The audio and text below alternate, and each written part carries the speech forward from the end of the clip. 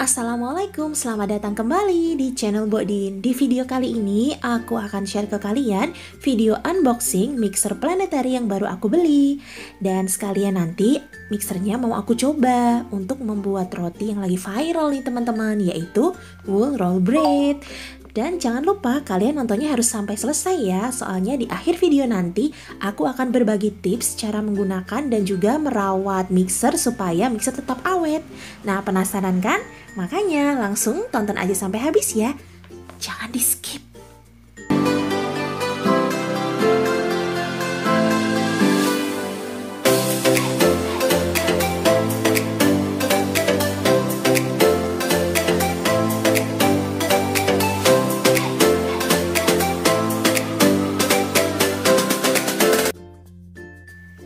Nah teman-teman, ini dia paketannya. Sekarang mau aku unboxing dulu ya. Jadi aku memesan mixer ini tuh tanggal 10 Maret. Kemudian hari ini tanggal 12 Maret itu udah nyampe. Pengiriman dari Semarang ke Salatiga. Memang deket banget ya, makanya cepet. Untuk jasa pengirimannya aku pakai JNE Tracking ya, dengan harga yang paling murah yaitu 65.000. Kemudian untuk packingannya itu nggak pakai packing kayu. Sebenarnya sih di tokonya itu menyediakan packing kayu ya, tapi akan mendapat tambahan harga yaitu Rp50.000. Nah, karena aku pikir deket nih dari Semarang ke Salatiga, makanya aku nggak pakai packing kayu.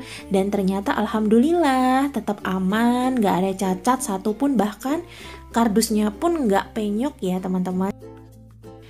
Dan aku belanja mixer ini tuh di online shop Shopee. Nama tokonya adalah Juragan Mesin. Nanti linknya akan aku taruh di description box ya. Harga mixer ini adalah Rp3.699.000. Menurutku sih lebih murah ya dibandingkan dengan merek yang lain. Nah, akhirnya mixernya berhasil dikeluarkan dari kardus ya setelah bersusah payah lama banget. Oke, aku mau langsung bahas ya spesifikasi mixer ini. Jadi, mereknya adalah Ocell tipe OS HLM7. Bodinya terbuat dari 100% besi cor, sangat kuat dan keras. Berat juga ya teman-teman, jadi tidak mudah pecah. Dan juga kalau kita menyalakan mixernya dengan kecepatan paling tinggi, dia nggak akan gerak-gerak gitu ya, jadi mengurangi berisiknya gitu. Kemudian di sini dilengkapi dengan 3 pengaduk. Yang pertama adalah whip, ini untuk mengaduk telur ya, untuk mengocok telur. Kemudian yang kedua, ini bentuknya spiral untuk adonan berat seperti donat, bakpao, dan juga roti.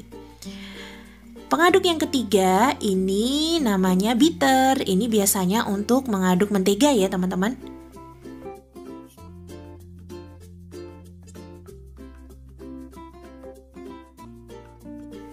Nah sekarang lanjut, aku akan membahas tentang bowlnya.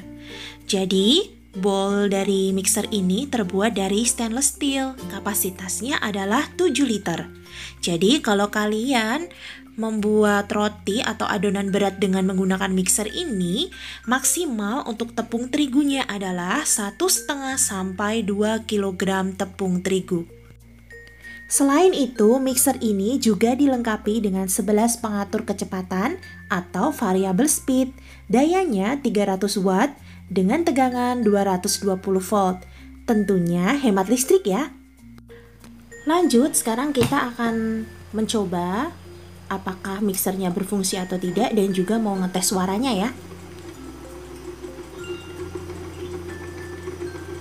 Dan ternyata suaranya nggak terlalu berisik ya. Sekarang kita akan coba dengan kecepatan yang lebih tinggi. Ini kecepatan 5 ya. Tuh, sangat.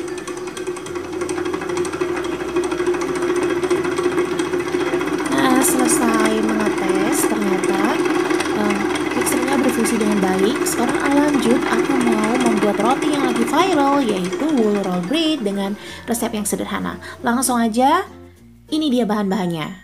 Ini ada 300 gram tepung terigu protein tinggi. Aku pakai cakra kembar yang premium ya.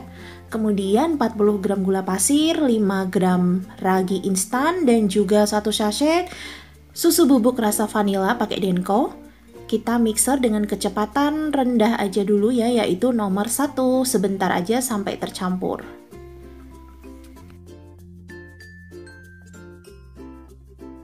Selanjutnya masukkan 1 butir telur ukuran besar dan juga susu hangatnya sebanyak 135 ml. Kalian juga bisa pakai air biasa, yang penting airnya hangat ya. Oke, lanjut aja kita mixer dengan kecepatan ini nomor 4 ya, tapi tadi kecepatannya itu dinaikkan perlahan-lahan. Kemudian ini berhenti di kecepatan nomor 4. Nah, kita mixer sampai kalis, kira-kira butuh berapa menit? Nah, untuk menjadi bahan perhatian ya, kalau sedang menggunakan mixer ini sebaiknya menggunakan alas kaki karena mengandung listrik statis ya teman-teman. Jadi hati-hati. Selanjutnya masukkan margarin dan juga garamnya. Boleh pakai butter, boleh pakai Boss. Kalau ini aku campuran antara Boss dan juga margarin. Langsung di mixer aja sampai kalis elastis dan kita tunggu ya.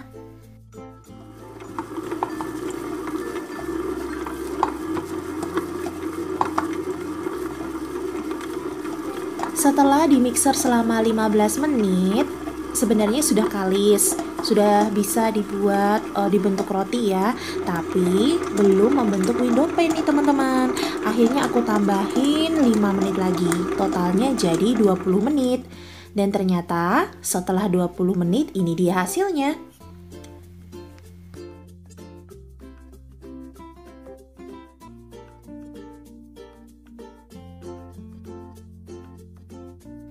Wah, hasilnya sudah membentuk window pane ya teman-teman. Ini tuh berarti totalnya 20 menit ya mixernya ya. Cantik sekali, bener-bener elastis dan nggak putus ya.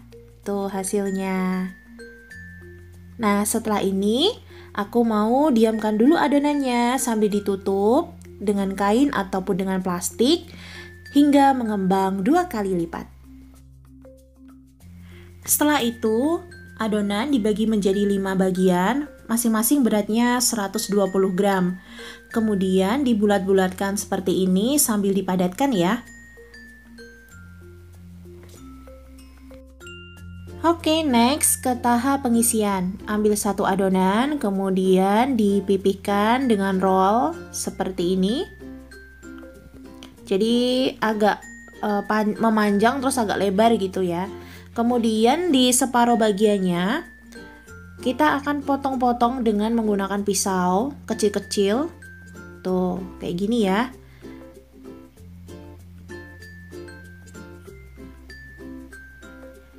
Nah, setelah itu aku memakai olesan untuk bagian dalamnya, yaitu 1 sendok makan margarin dan juga 1 sendok makan susu kental manis putih. Ini di skip aja boleh, soalnya ini aku lebih suka roti yang dikasih olesan kayak gini ya. Lalu isiannya aku pakai di sisi yang aku iris halus secukupnya saja. Boleh pakai meses atau choco chips. Lalu lipat di bagian tepi-tepinya untuk membungkusi di sisinya supaya nggak melebar kemana-mana.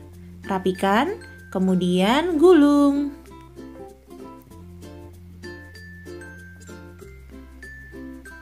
Jadi deh, kayak gini hasilnya.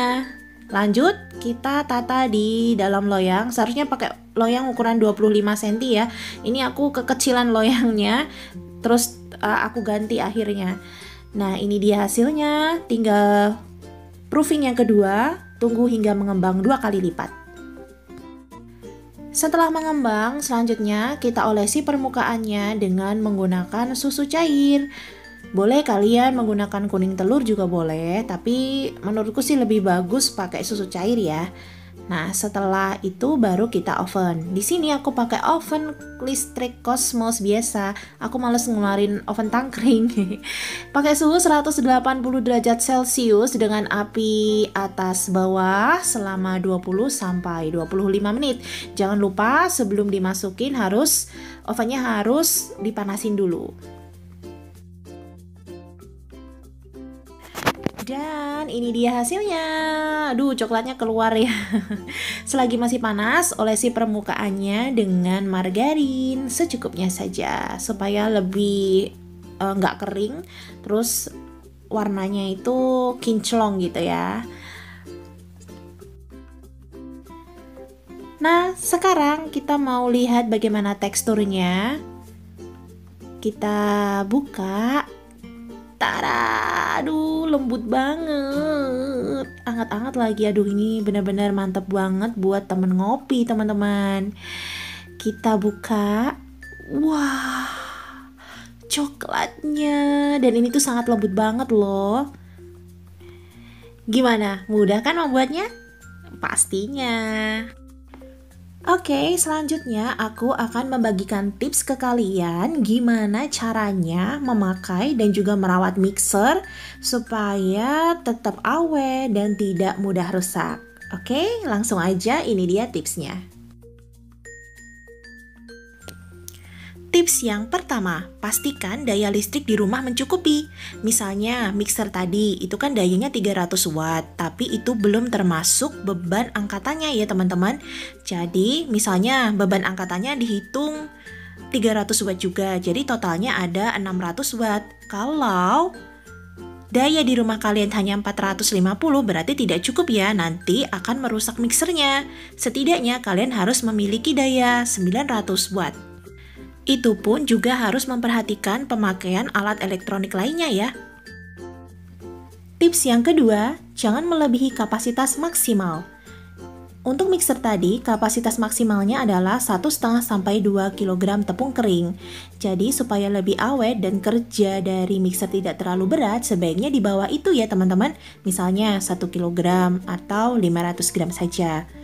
Apalagi untuk pemakaian setiap hari, sebaiknya tidak melebihi atau tidak sama dengan kapasitas maksimal.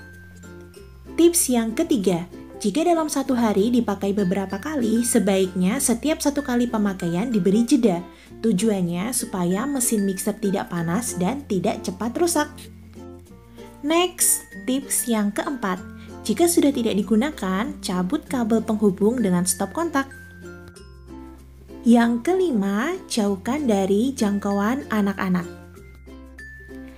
Selanjutnya, setelah selesai menggunakan mixer, sebaiknya bowl langsung dicuci dan dikeringkan dengan kain. Jangan lupa untuk bagian bodinya juga dilap dengan kain basah. Yang terakhir, jaga agar badan mixer tidak terjatuh, jadi tempatkan di tempat yang aman ya. Nah, itu dia tips memakai dan merawat mixer dari aku. Nah, semoga videoku kali ini bermanfaat buat kalian semua ya. Sampai ketemu lagi di video-video selanjutnya. Wassalamualaikum warahmatullahi wabarakatuh. Bye-bye.